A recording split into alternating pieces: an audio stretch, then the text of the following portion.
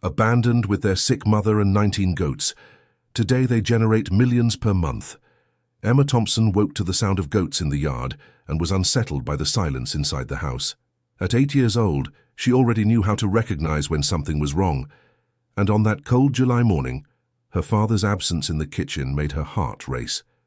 That's when she saw the note on the table, written in Michael Thompson's hurried handwriting. The words danced before her eyes as she tried to understand what they meant. "I can't do this anymore. Take care of your mother." She ran to the room where she slept with her younger brother. "Daniel, Daniel, wake up," she whispered, shaking the 5-year-old boy who slept hugging a worn-out teddy bear. The boy opened his blue eyes, still blurry with sleep, and smiled at his sister. Daniel always woke up happy, a trait that contrasted with Emma's more serious temperament. "Dad is gone," said Emma, handing the paper to her brother.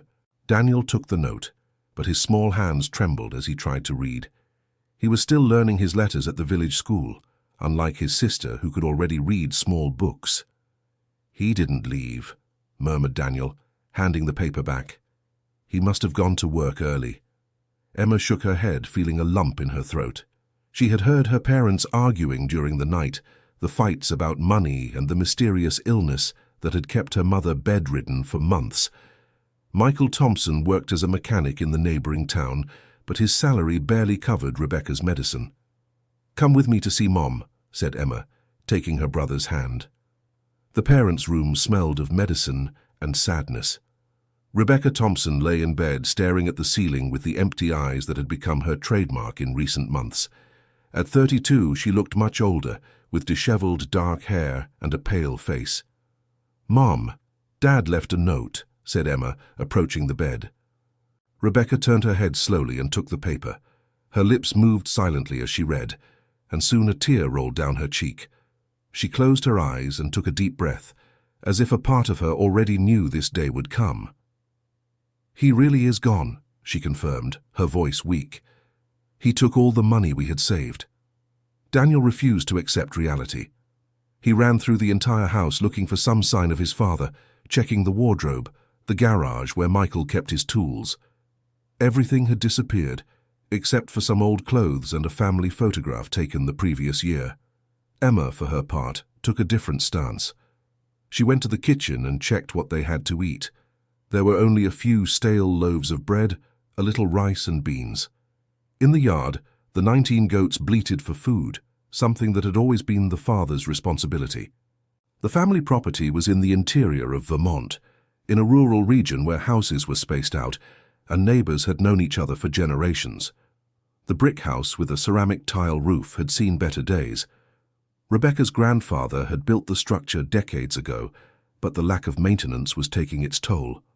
"Emma, I'm scared," said Daniel, returning from his fruitless search for his father.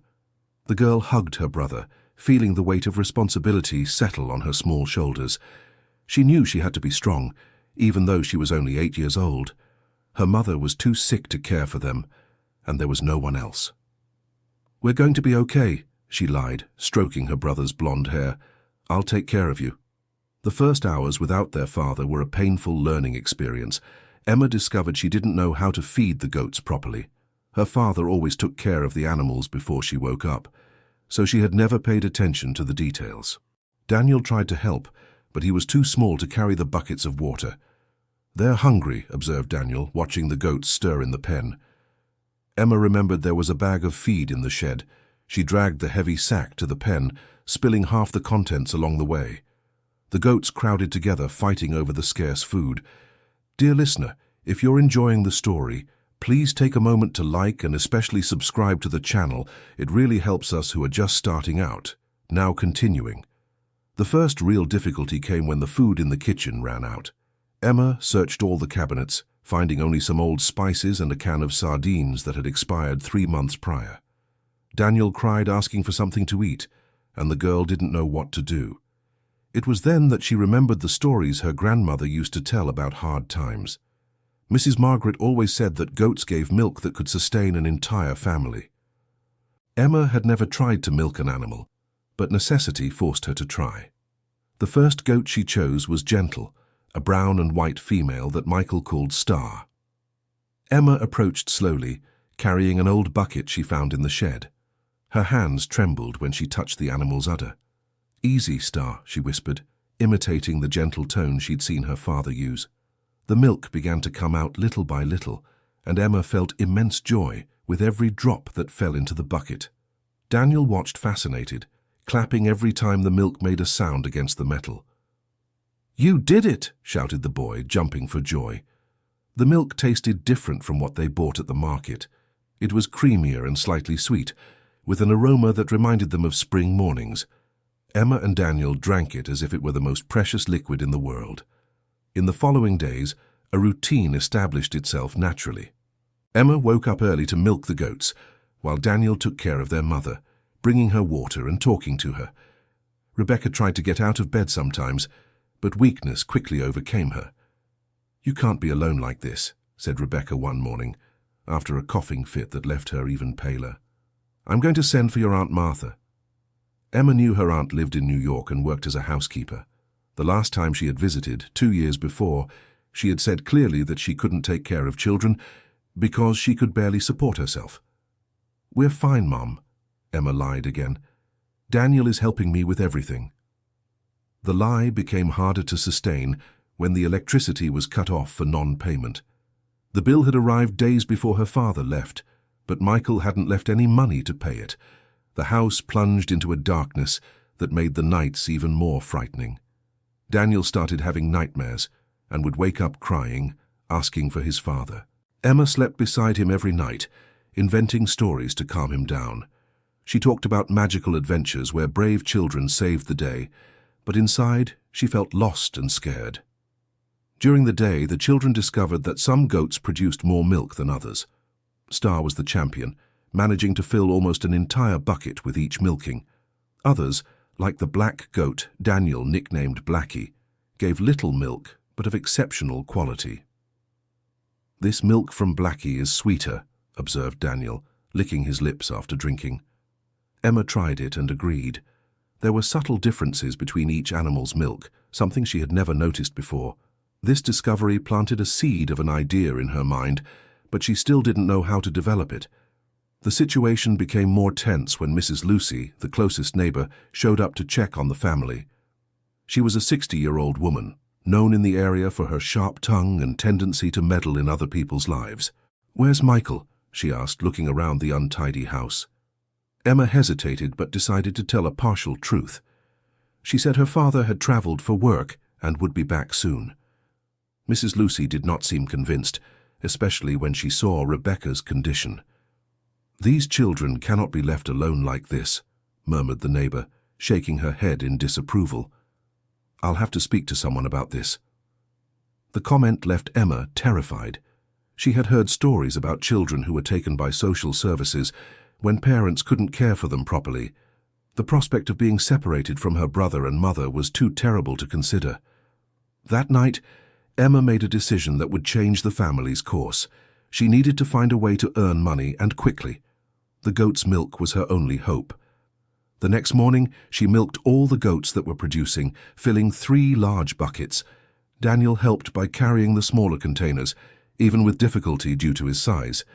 "We'll sell it in town," announced Emma. Daniel's eyes widened. The nearest town was 5 kilometers away, and they had never made the trip alone. Emma knew it was risky, but she saw no alternative. They placed the buckets on an old cart their grandfather had left and began pulling it down the dirt road. The sun was already hot when they reached the municipal market of St. Rita Springs, a small town with just over 3,000 inhabitants. The market operated in an old red brick building where local merchants sold fruits, vegetables, and homemade goods. Emma approached a middle-aged man selling cheeses and sausages. "Good morning, sir. Would you like to buy fresh goat's milk?" she asked, with the most confident voice she could muster. The man, named Harold, looked at the children with curiosity. It was unusual to see children so young selling products alone. "Goat's milk?" he repeated, scratching his chin. "Where are you from?" Emma explained they lived on the Thompson property 5 kilometers away. Harold knew the family, having bought cheeses from Michael a few times in the past. "Where's your father, girl?" The question Emma feared came quickly. She swallowed hard and repeated the story that he was away on a business trip. Harold didn't seem convinced, but he tasted the milk anyway. His eyes widened with the first sip. The milk was of exceptional quality, far superior to what he usually bought from other suppliers. "This milk is very good," he admitted, "but I can't buy from children. If something happens, they'll blame me."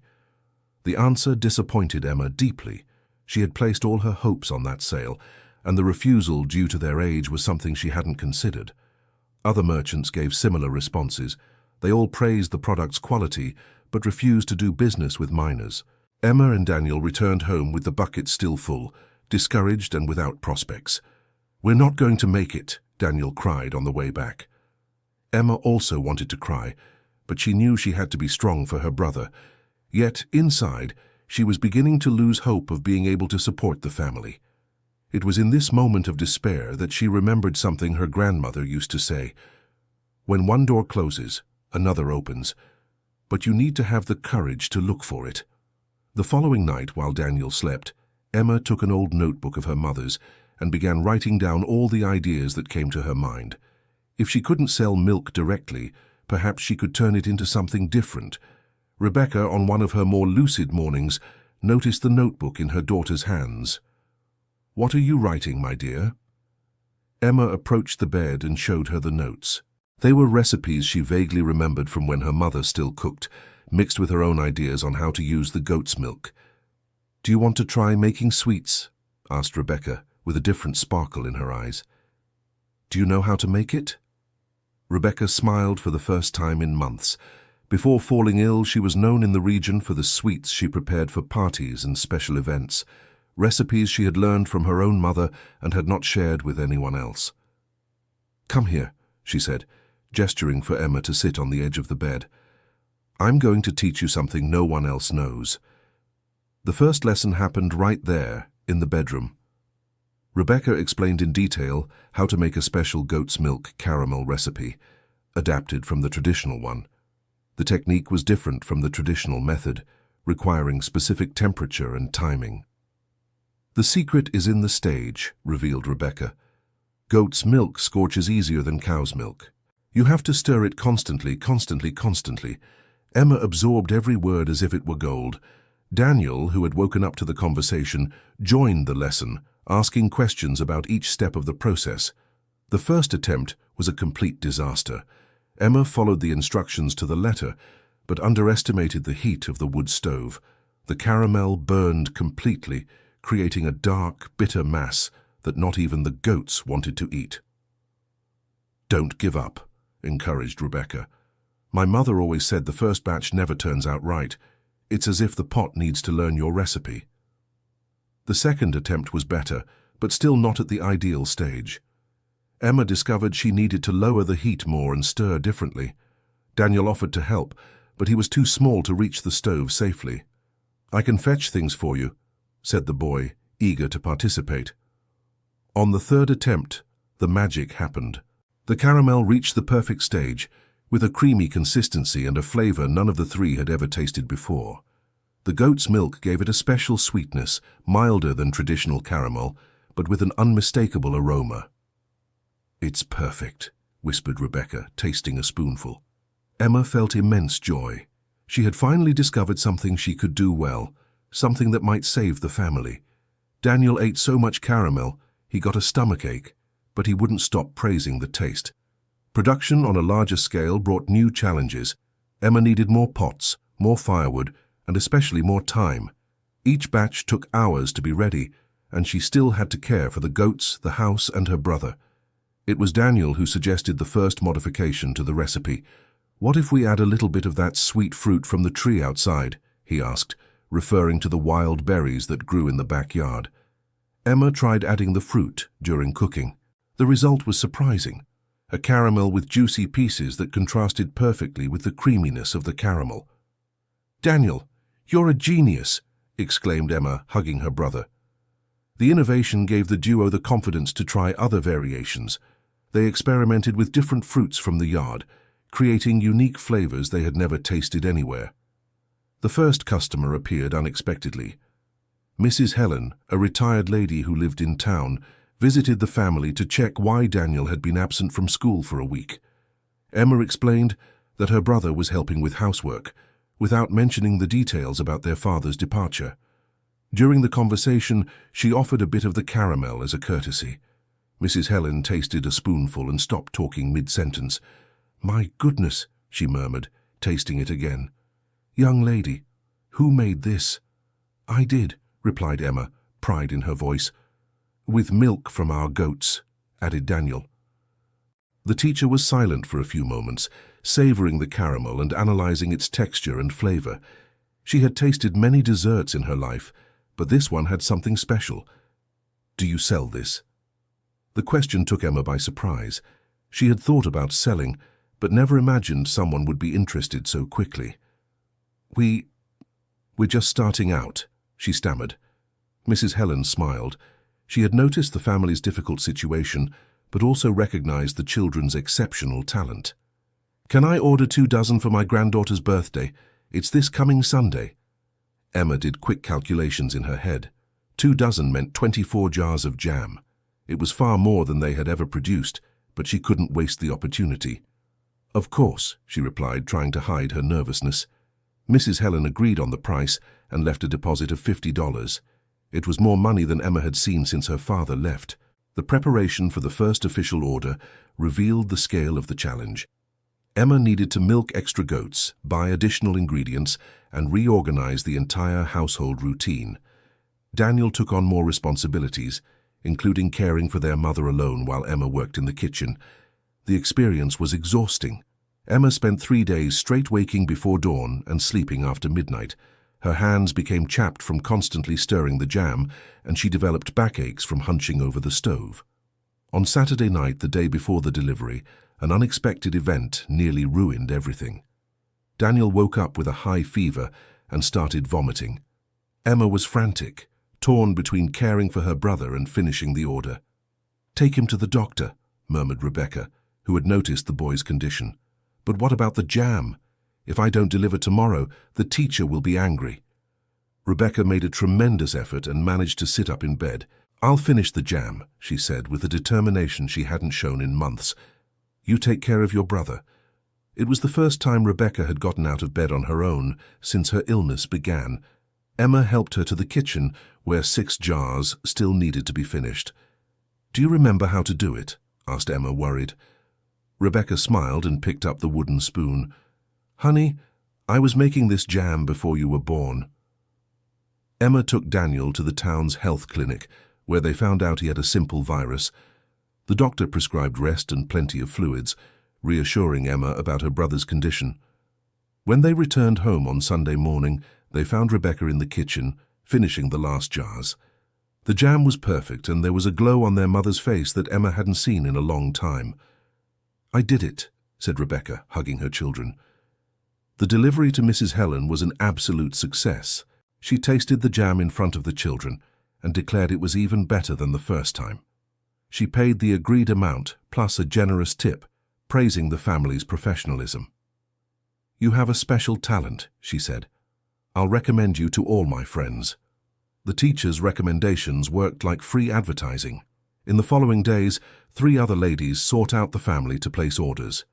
Emma found herself in the unprecedented position of having more orders than she could handle. Dear listener, if you're enjoying the story, please take a moment to leave a like, and especially to subscribe to the channel. It helps us a lot, as we're just starting out. Now, continuing. The initial success brought unexpected problems. The house kitchen wasn't equipped for larger production, and Emma discovered she needed to invest in bigger pots, more utensils, and better organization of the space. Rebecca, motivated by the first results, began getting up more frequently. She reorganized the kitchen more efficiently and taught Emma techniques to optimize preparation time. "The secret is in the organization," she explained. "You have to prepare everything before you start cooking." Daniel also found his place in the operation. He became responsible for packaging the sweets, creating small handmade labels with colorful drawings. His childlike creativity added a special charm to the product. The first crisis arrived 2 weeks after sales began. A local merchant named Oscar Patterson learned of the children's business and showed up at the property with a tempting proposal. "Look here, girl," he said, examining a jar of the sweet. "You've got a good product. but you don't know how to sell it properly. I can put this in my store and make you rich." Oscar proposed a partnership where he would take 60% of the profits in exchange for distributing the product in his grocery store and handling all the commercial aspects. Emma, despite her young age, felt something was wrong with the offer. 60% seemed like a lot for someone who only sold the product they made. "I need to talk to my mother," she replied, buying time. "Don't take too long to decide," pressured Oscar. "An opportunity like this doesn't come along every day." That night, Emma discussed the proposal with Rebecca. Her mother, though still frail, maintained impressive business sense. "This man wants to take advantage of you," she said categorically. 60% is too much. If he wants to sell our product, he can have 30 at most." "But what if he doesn't accept? We could lose a lot of sales." "Honey, if our sweet is good enough for him to want to sell, it's good enough for others to want it too. Don't accept the first offer that comes along." The conversation was interrupted by Daniel, who came running from the backyard with worrying news. "Star is sick," shouted the boy. The goat, which was the property's biggest milk producer, was lying in the pen, refusing to eat. Emma and Daniel ran to examine the animal, but they didn't know what was wrong. "We need to call the vet," said Emma. The problem was they didn't have money to pay for a veterinary visit, and Star was crucial for milk production. Without her, they wouldn't be able to maintain the volume needed to meet orders. It was Rebecca who remembered Mr. Anthony, a neighbor who understood animals, even without veterinary training. He had helped the family on previous occasions and might be able to advise them again. Mr. Anthony examined the goat carefully and diagnosed a mild poisoning, probably caused by some poisonous plant she had eaten. "It's not serious," he reassured them, "but she won't give much milk for a few days." The neighbor's guidance included a special diet and homemade herbal medicine. Emma carefully noted everything down, determined to take good care of the goat that helped them so much. Star's recovery took a week, a period during which Emma had to manage with milk from the other goats. Production dropped drastically, forcing her to turn down some orders. "We can't disappoint the customers," worried Daniel. "It's better to deliver less and maintain the quality," replied Emma, repeating something she had heard Rebecca say. The experience with Star taught the family the importance of having alternatives. Emma began paying more attention to the other goats, identifying which ones had the potential to produce more milk. It was during this analysis that she made a surprising discovery. Each goat produced milk with slightly different characteristics. Some were creamier, others sweeter, and there was even one that produced milk with a slightly salty taste. "Daniel, try this," she said, offering milk from the goat they called Ginger. The boy tasted it and his eyes widened. "This is different. It's more sweeter." "Yes, much sweeter than Star's." The discovery opened possibilities Emma hadn't considered. If each goat produced different milk, she could make sweets with distinct flavors, creating a variety no competitor would have. In the following days, she experimented with making sweets using milk from different goats. The results varied drastically. Some turned out creamier, others sweeter, and some had completely different textures. Daniel became the official tester of the new flavors. His childish honesty was perfect for identifying which combinations worked and which needed to be discarded. "This one turned out bad," he said, making a face after tasting a sweet made with milk from an older goat. "Why is it bad?" "It has a bitter aftertaste." Daniel's observations helped Emma understand that not all goats were suitable for making sweets. Some produced milk better for other purposes, but she still didn't know which ones.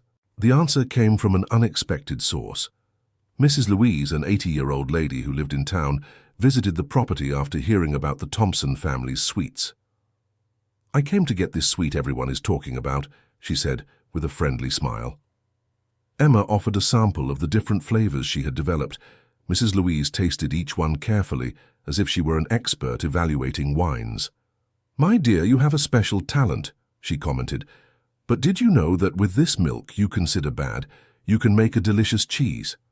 The suggestion completely took Emma by surprise. She had never thought about making cheese, mainly because she associated the product with complex processes and expensive equipment. "Cheese? How so?" Mrs. Louise explained that she had learned to make artisanal cheeses in her youth when she lived on a farm. The process was simpler than Emma imagined, and goat's milk was even preferable to cow's milk for some types. "If you want, I can teach you," offered the lady. "My grandmother made cheeses that were famous throughout the entire region." The offer was tempting, but Emma hesitated. She was beginning to master the art of making sweets and feared spreading herself too thin by learning something completely new. "Think about it," said Mrs. Louise. "Cheese has a longer shelf life than sweets. You can make it today and sell it next week." The durability argument convinced Emma. The sweets needed to be consumed quickly, which limited her ability to produce for stock. The following Saturday, Mrs. Louise arrived early in the morning bringing some basic equipment, plastic molds, a thermometer, and some ingredients Emma had never seen. "Making cheese is more about patience than technique," she explained, starting to organize the materials. The first lesson was about milk quality.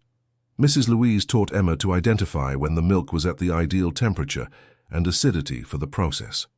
"The milk has to be fresh but not too warm," she said, testing it with her finger. Daniel watched each step, fascinated.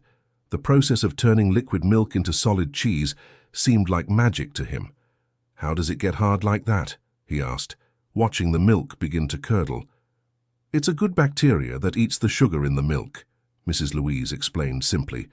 "Just like when you eat sugar and get energy." The simplified scientific explanation satisfied Daniel's curiosity and helped Emma understand the process better. The first cheese was far from perfect. The texture was uneven, and the flavor, although not bad, was quite different from what Mrs. Louise had described as ideal. "Normal," she reassured. "My first cheese was so bad even the pigs didn't want to eat it." The second attempt, a week later, was significantly better. Emma had paid more attention to the details and followed the instructions more precisely. "Now we're talking," approved Mrs. Louise, tasting a slice. "This cheese is almost just right."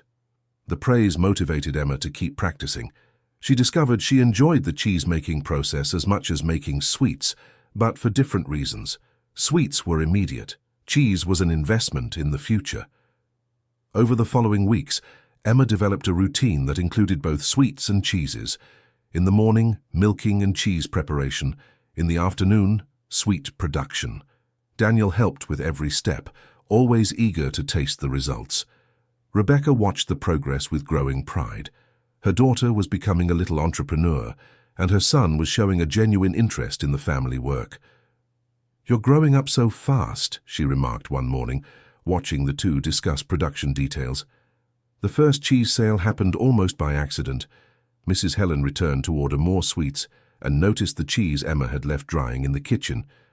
"What's this?" she asked, curious. "Cheese I'm learning to make," replied Emma, a bit embarrassed because she still didn't consider the product good enough for sale. Mrs. Helen asked to taste it, and her reaction was immediate. "My dear, this cheese is delicious. Do you sell it?" Emma hesitated, but Daniel answered for her. "Of course she does. She makes the best cheese in Vermont." Her brother's exaggerated claim made Emma blush, but it also filled her with confidence. "How much do you want?" asked Mrs. Helen. Emma hadn't thought about the price of the cheese. She improvised a value based on what she remembered seeing at the market, but added a small premium for the artisanal quality. "Could it be $10? Mrs. Helen laughed at the timid question. "It could be 15, she replied. "Good cheese like this is worth more than $10. The unexpected sale gave Emma more confidence to offer cheeses to other customers. In no time, she had regular orders for both products. The diversification brought new logistical challenges. Emma needed to manage different production times, varied inventories, and customers with specific preferences. Some wanted only sweets, others only cheese, and there were those who ordered both. Daniel suggested creating packages that combined sweets and cheeses. "People can take them for others to try," he argued. The idea worked better than expected.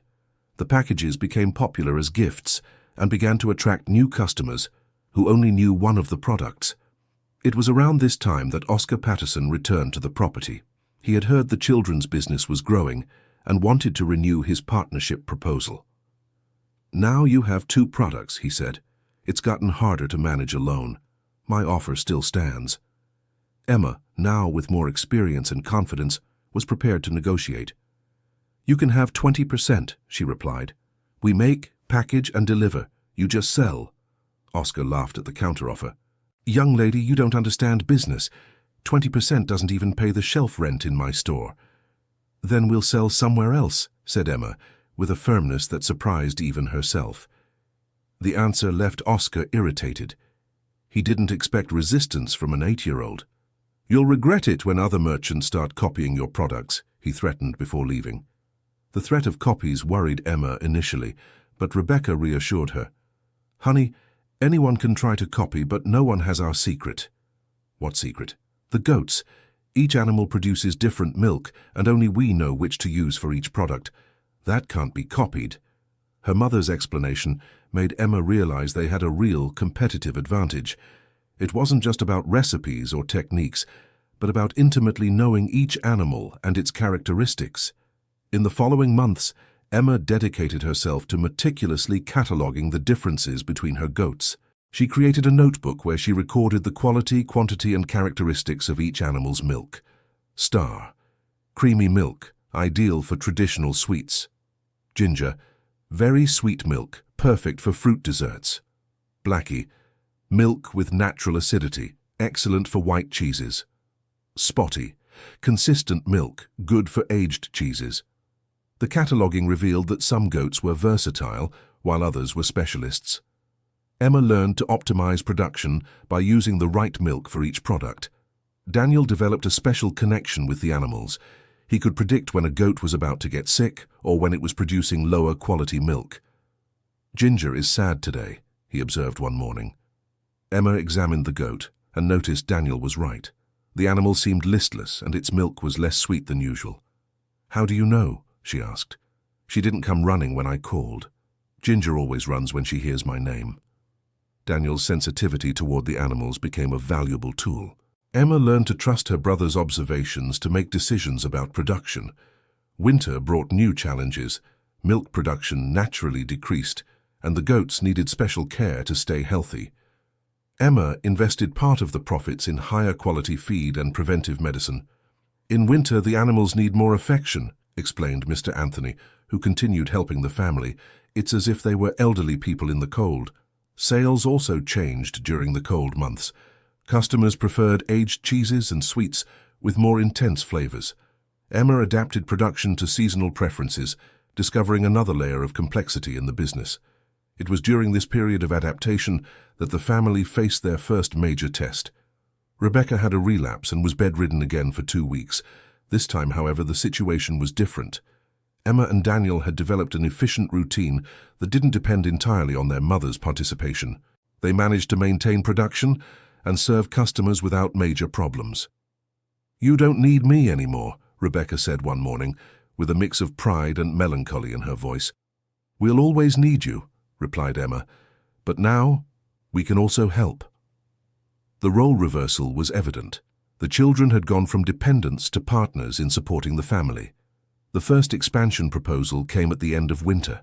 A grocery store in the neighboring town had heard about the Thompson family's products and wanted to include them in its portfolio. The owner, Mr. Mark, visited the property to see the operation firsthand. "Impressive," he commented, observing the organization of production. "You have a more structured business than many adults I know." The proposal was different from previous ones. Mr. Mark wanted to buy the products at a fixed price and resell them with his margin. There was no partnership or pressure for exclusivity. "I can start with $100 a week," he offered. "If it sells well, we increase." Emma discussed the proposal with Rebecca and Daniel. $100 a week represented a consistent income they had never had. "I think we should accept," Rebecca opined, "but without abandoning our local customers here." The decision to accept the proposal marked the beginning of a new phase for the business. Emma needed to learn to manage 2 types of customers, the local ones, whom she knew personally, and those in the neighboring town who bought through the grocery store. Daniel took on more responsibilities in production, freeing Emma to focus on sales and customer relationships.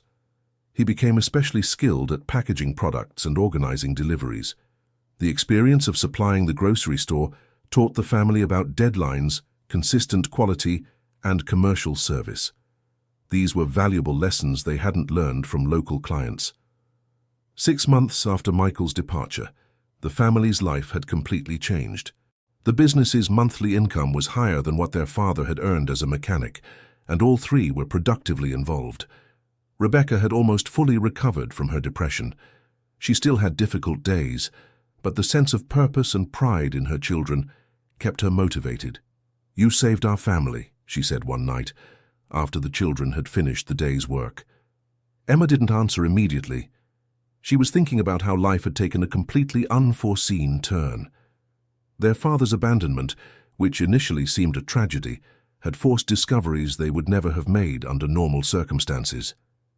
"We saved ourselves together," she finally replied. Daniel, who was almost asleep on the sofa, mumbled something about wanting to teach other children how to care for goats. "We can do that," said Emma, "when we're older." The conversation was interrupted by a noise in the backyard. Emma went to investigate and found a goat giving birth.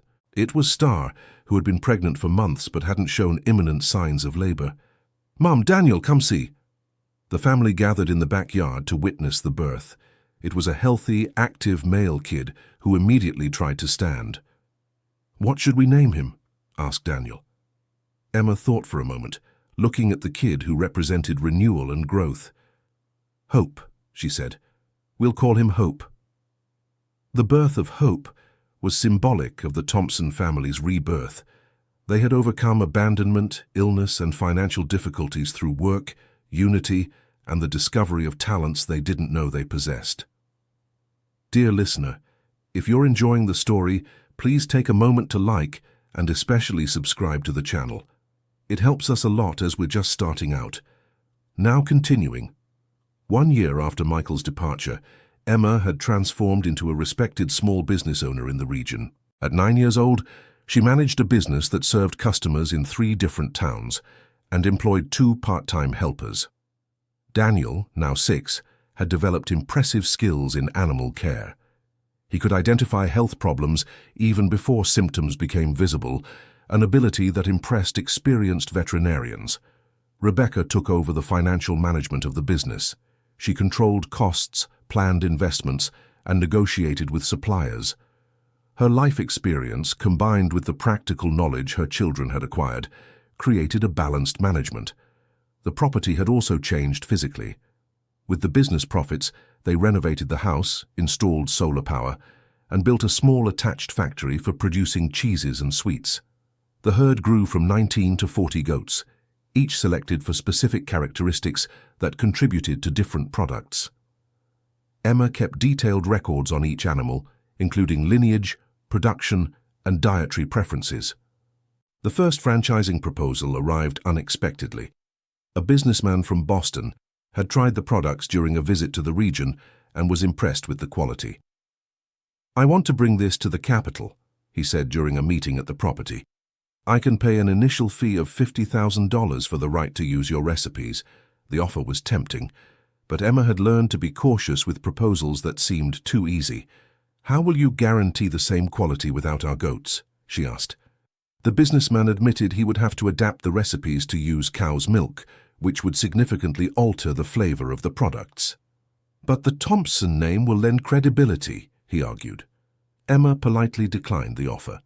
She had understood that authenticity was the family's competitive edge, and licensing the name without guaranteeing quality would be harmful in the long run.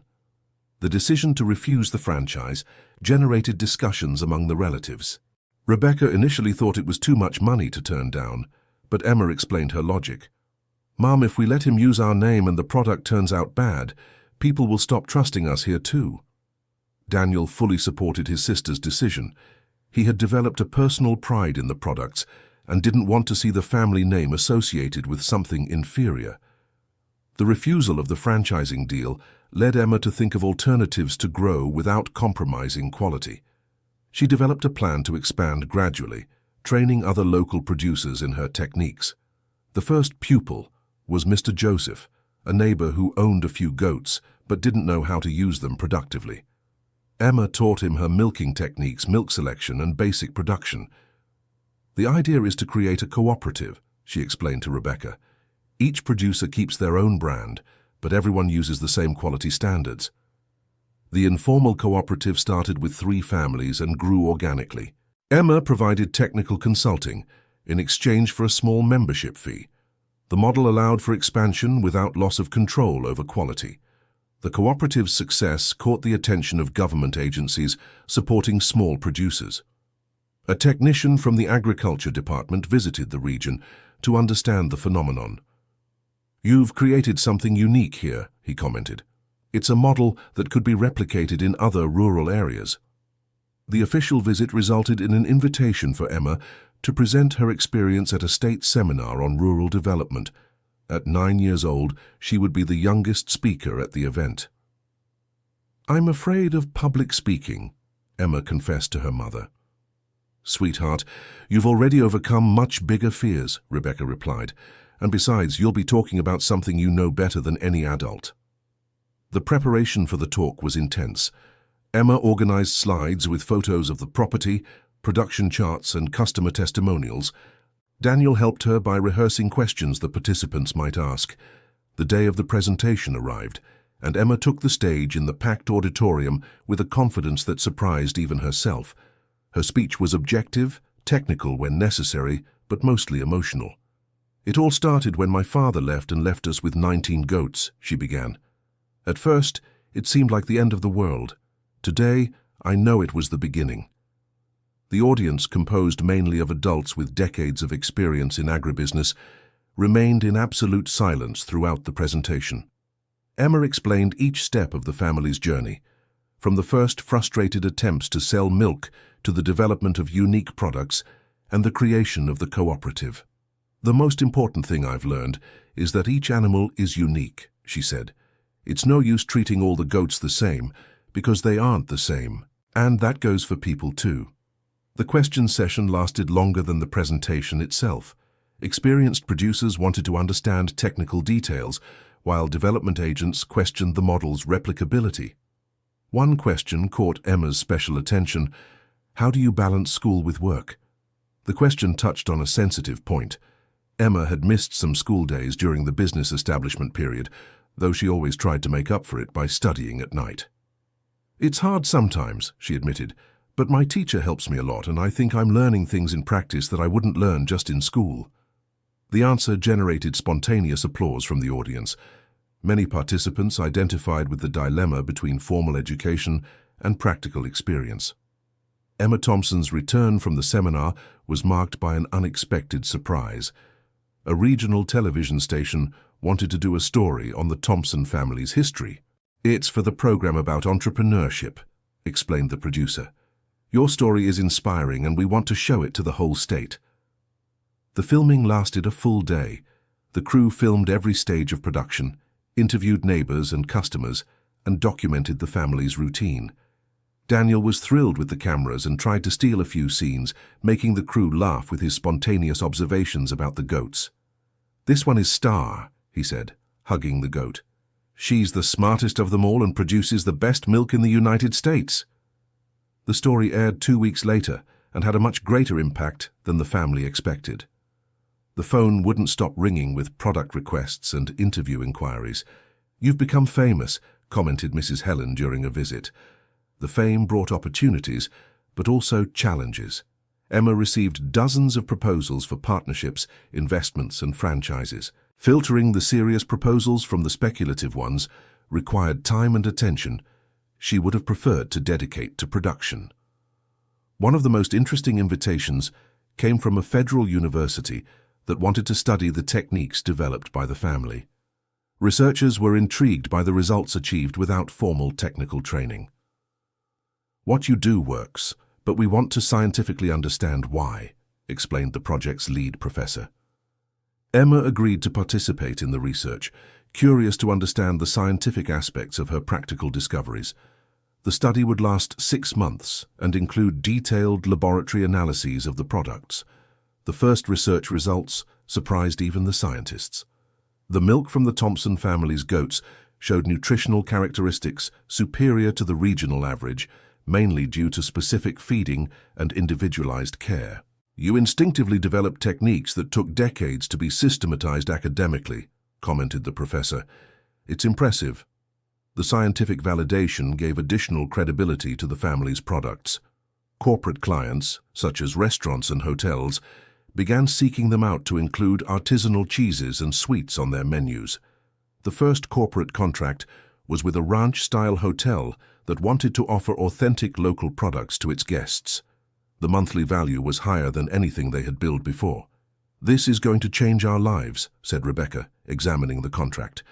Emma, now with 10 years of accumulated experience, was more cautious than her mother. "We'll accept, but gradually," she decided. "First they buy a small quantity. If it works, we increase slowly." The gradual strategy proved correct when initial logistical problems arose. The hotel was 50 kilometers from the property, and Emma had to learn about refrigeration during transport and stricter delivery deadlines. Daniel suggested buying a small refrigerated truck with part of the profits. "That way we can sell to places farther away without anything spoiling," he argued. The purchase of the truck marked an important milestone. The Thompson family had evolved from domestic producers to a regional distribution company. Emma learned to drive, informally on the rural roads of the property, to be able to make deliveries when necessary. Rebecca took responsibility for the tax documentation, discovering a natural aptitude for administration. The growth of the business attracted attention from established competitors. Some dairy companies tried to replicate the family's products, but without success due to the specificity of the goats and techniques. A more aggressive competitor began spreading rumors about the quality of the artisanal products, questioning sanitary standards and trying to discredit the family operation. "They're afraid of the competition," Rebecca analyzed. "That means we're making waves." Emma decided to confront the situation head-on. She invited health inspectors to visit the property and publicly certify that all standards were being met. The official inspection was rigorous, but the family passed with top marks. The report specifically praised the organization of production and the quality control implemented by the children. "You have standards higher than many large companies we visit," commented the head inspector. The official certification silenced the critics and increased customer confidence. Orders from new restaurants and specialty shops began arriving regularly. 2 years after their father's departure, the Thompson family property employed 15 people from the region and processed milk from over 100 goats. Emma had become the youngest registered businesswoman at the state's commercial board. The financial success allowed for significant investments in the property. They built a quality control laboratory, installed automated equipment, and created visitor areas for tourists interested in seeing the operation. Daniel, now 7 years old, developed an educational program for children visiting the farm. He taught about animal care and sustainability in a playful and engaging way. "Kids understand when another kid explains," he observed. "Adults talk too complicated." The educational program became so popular that schools began scheduling visits as part of their curricular activities. Emma saw an opportunity to generate additional income by offering structured educational packages. The educational expansion led to the creation of an informal technical institute on the property. Young people from the region came to learn artisanal production techniques they could apply in their own families. "We're multiplying knowledge," Emma said in an interview for a specialized magazine. "It's no use just us growing. We have to help the entire region develop." The philosophy of regional development attracted the attention of international rural development organizations. A representative from the International Development Bank visited the property to evaluate the model as a potential pilot project for other regions. "What you've created here is a perfect example of community-based sustainable development," commented the representative. "This could work in several countries." The possibility of international expansion was exciting, but Emma kept her feet on the ground. "First, let's consolidate everything here in the United States," she said. "Then we'll think about other places." The 3rd year after Michael's departure brought the biggest challenge the family had faced since the beginning of their journey. A severe drought hit the region, drastically affecting forage production for the goats. Milk production halved in 2 months. Emma saw the profits disappear rapidly as she tried to maintain adequate animal feed with purchased feed. "We're going to have to sell some goats," said Rebecca, analyzing the accounts. The prospect of dismantling the herd they had built with such care was painful for the whole family. Each animal had a name, personality, and story known to everyone. Daniel cried when he learned they would have to sell Star, the goat that had helped them in the first difficult days. "She was our first friend," he sobbed. "We can't abandon her." Emma was also emotionally shaken, but she knew she needed to make rational decisions to preserve the business and her employees' jobs. It was at that moment that an unexpected offer arrived. The ranch resort that was a customer of the family offered to advance 6 months of payments in exchange for temporary exclusivity on some products. "I can pay $200,000 up front," offered the resort owner. "In exchange, you supply exclusively to me for 1 year. The proposal would solve the cash flow problem immediately." But Emma hesitated. Exclusivity meant abandoning other loyal clients who had supported them from the beginning. "What if we counter-propose exclusivity only on new products?" suggested Daniel. "That way we keep our old clients and still get the money." His brother's suggestion was brilliant. Emma drafted an alternative proposal: exclusivity on a new line of premium products in exchange for the full advance payment. The hotel owner accepted the counteroffer, and Emma found herself with enough capital not only to overcome the crisis, but to invest in improvements that would make the operation more resilient to future adversities. The investments included an automated irrigation system, greenhouses for forage production during droughts, and water reservoirs. The property became practically self-sufficient in water resources. The premium line developed for the hotel included cheeses aged in climate-controlled cellars and sweets with imported ingredients. The profit margin was significantly higher than the traditional products. The success of the premium line opened a new market for the family. Sophisticated restaurants and gourmet shops began seeking them out for differentiated products they couldn't find with other suppliers. Emma discovered there was room in the market for even more elaborate products. She began experimenting with cheese aging, controlled fermentations, and flavor combinations she had never tried before. The Quality Control Laboratory also became a research and development center. Emma hired a consultant specialized in dairy products to help develop new products. "You have a natural instinct for this," commented the consultant. "Your ideas are technically viable and commercially interesting." The professional validation gave Emma the confidence to be even more ambitious. She began developing products that took months to be ready, requiring long-term planning and investment. The Thompson family's first aged cheese was ready 6 months after the process began.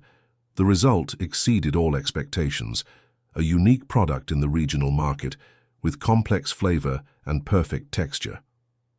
"This is going to be our flagship," predicted Emma, tasting the mature cheese.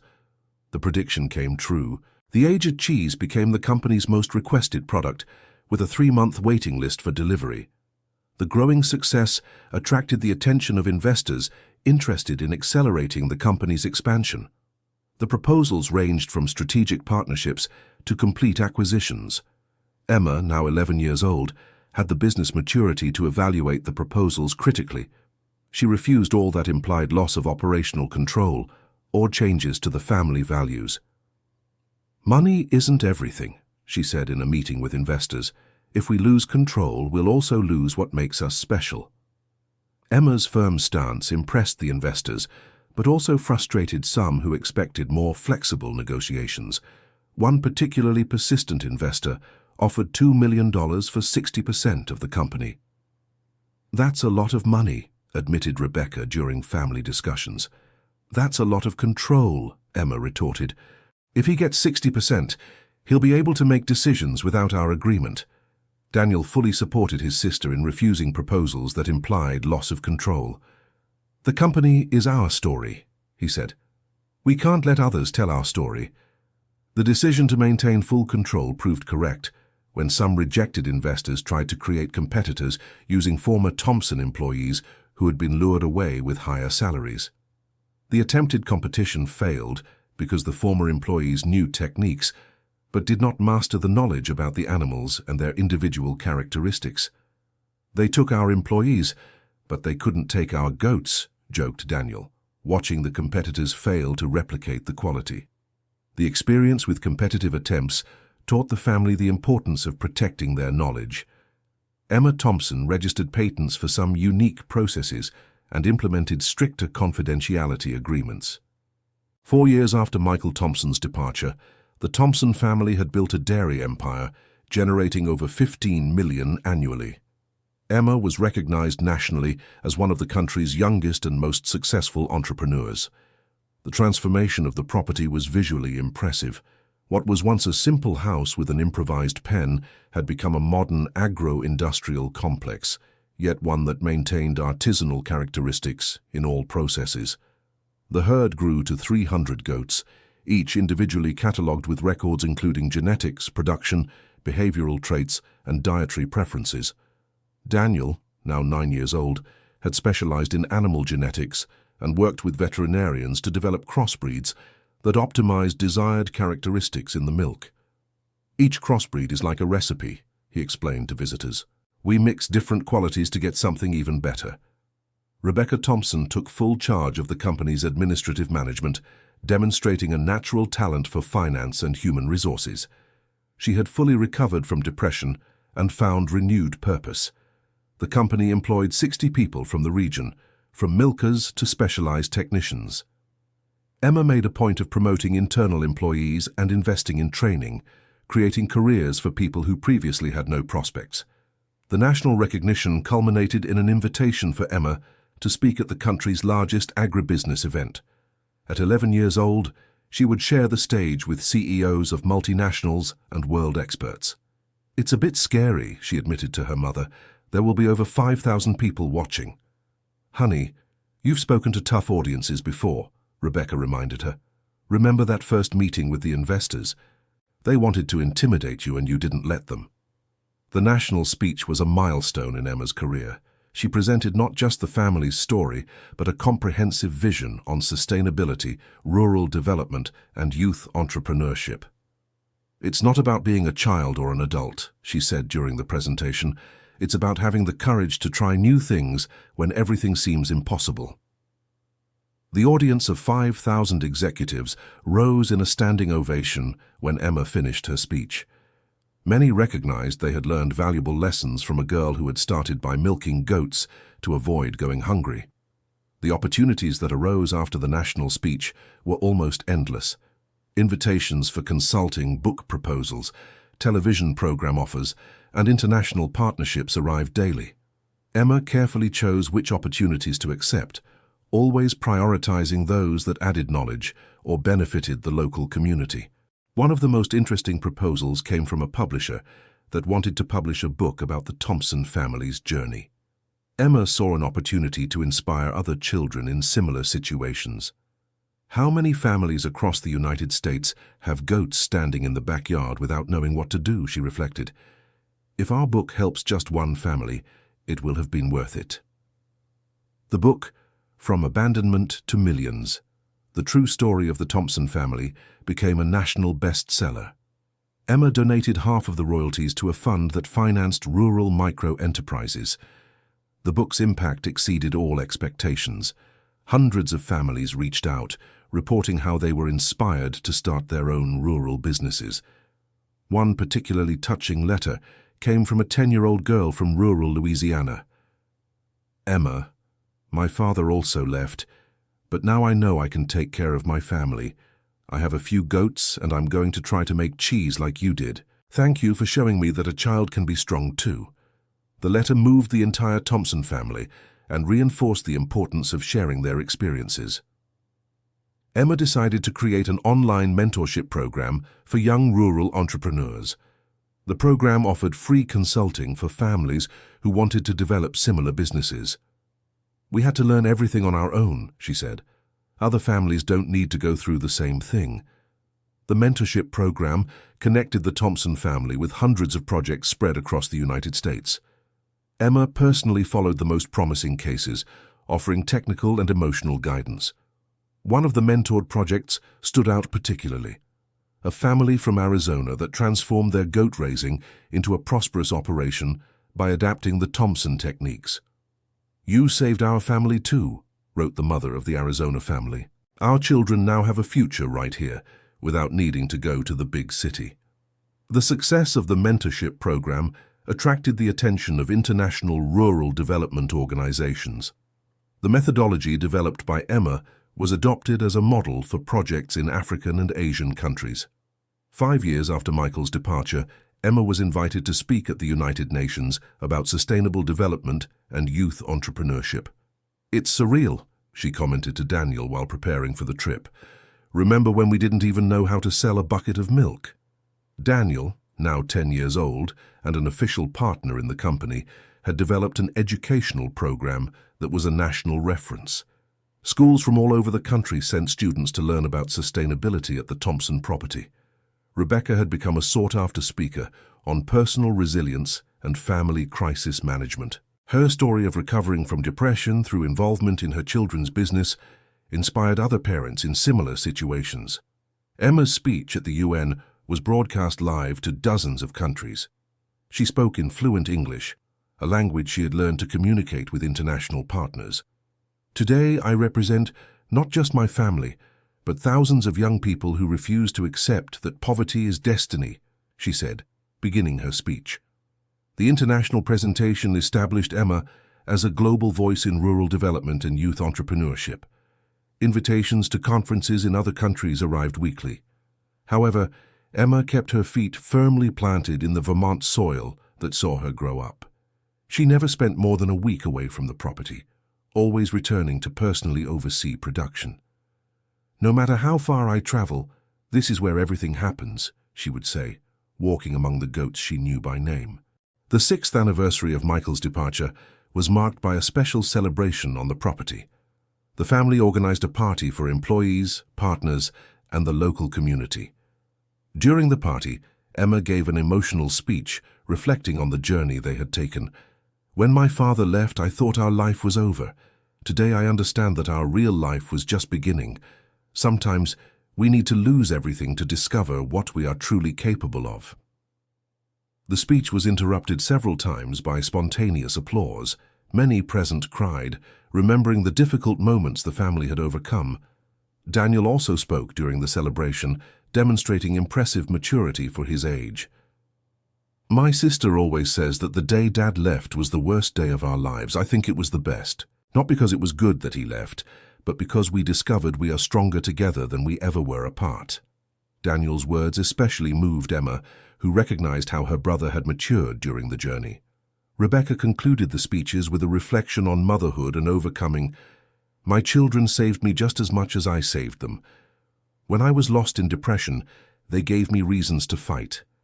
Today, when I see everything we've built together, I know there is no problem too big when we face it united." The party lasted until the late hours, with regional music, typical food, and many stories shared. It was a celebration not only of financial success, but of the complete reconstruction of a family. The business continued growing in the following years, but in a more structured and sustainable way. Emma had learned to balance ambition with responsibility, always considering the impact of her decisions on the community. The Thompson Company became the largest employer in the region, but also the most respected for its exemplary labor and environmental practices. Emma implemented profit-sharing programs for all employees, creating shared wealth that strengthened the entire local economy. The cooperative model developed by the family expanded to other regions of the United States. Dozens of rural communities adopted variations of the Thompson methodology, always with technical support from the original company.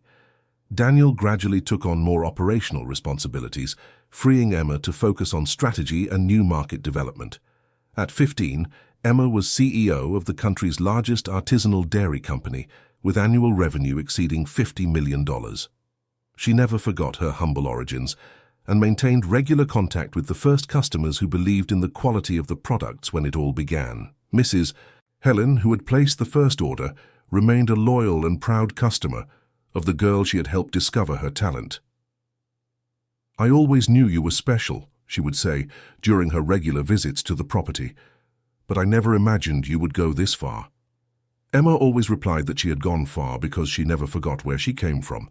The 19 goats she inherited from her absent father had multiplied into hundreds, but she still knew each one by name and characteristics. The property had become an internationally recognized tourist destination. Visitors from various countries came to see the place where an 8-year-old girl had turned abandonment into opportunity. A special pavilion was built to tell the family's story through photos, documents, and testimonials. The space became a source of inspiration for thousands of annual visitors.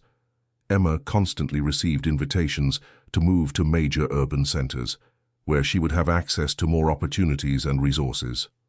She always politely refused. "My place is here," she would explain. "It was this land that taught me everything I know. It wouldn't make sense to abandon it now." Loyalty to their origins became a trademark of the Thompson family. They grew globally, but maintained deep local roots. Rebecca, now a respected businesswoman, never forgot the dark days of depression. She created a support program for mothers in similar situations, offering emotional support and work opportunities. "No one needs to go through what I went through alone," she would say. "There is always a way out when we have proper support." The maternal support program became a national model and was replicated in hundreds of municipalities. Rebecca traveled across the country, sharing her experience and methodologies. Daniel developed a particular passion for sustainable technologies. He transformed the property into a laboratory of environmental innovations studied by universities worldwide.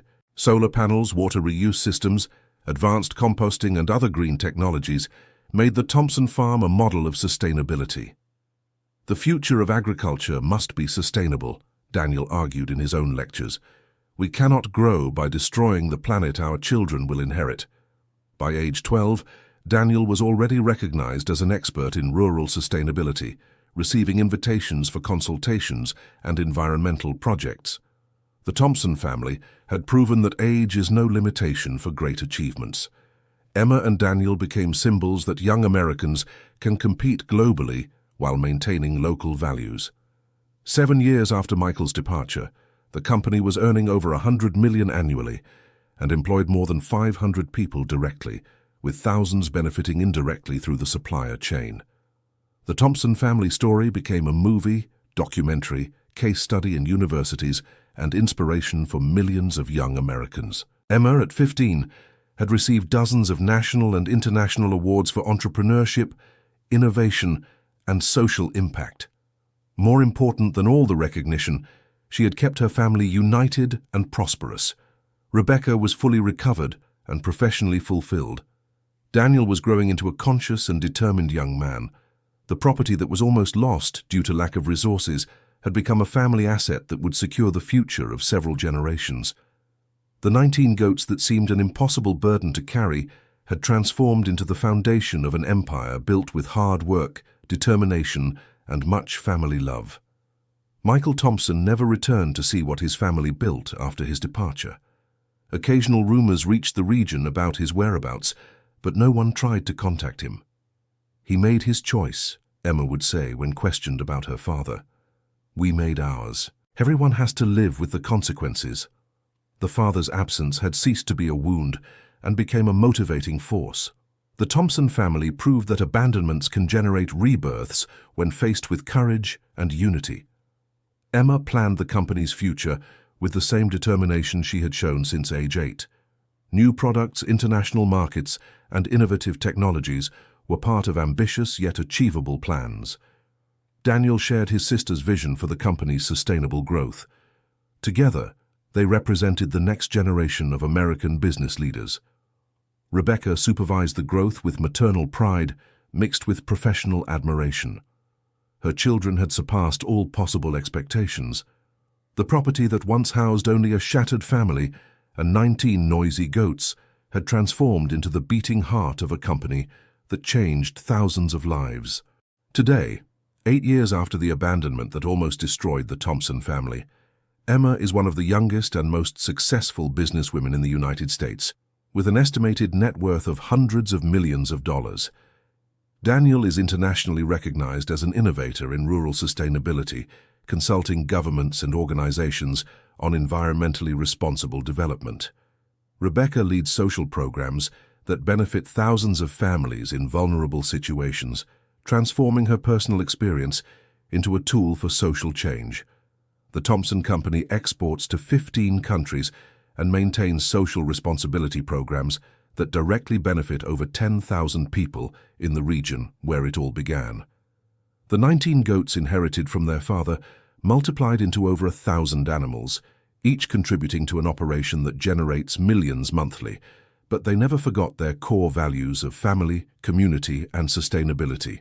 The Thompson family story proves that the greatest successes often arise from the most difficult moments, and that family unity can overcome any adversity when combined with determination, hard work, and a lot of love. End of story. Now tell us what you thought of this moving story of overcoming adversity.